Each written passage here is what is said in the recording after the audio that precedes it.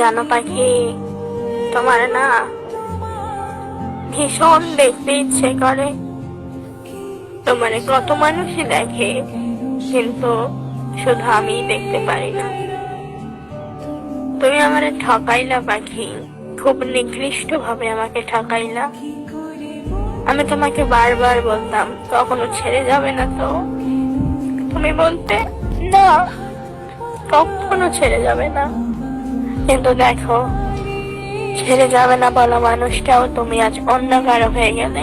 আমি সবসময় ভাবতাম কি জানো, যে সবসময় বুঝি মেয়েরাই বেইমানি করে, ছেলেরা হয়তো বা করে না। কিন্তু আমি ভুল ছিলাম, এক হাতে কখনো তালি বাজে না। আমি জানি তুমি অন্য কাউকে নিয়ে অনেক ভালোই আছো, আমার হাহাকার তোমার জীবনে আসে না।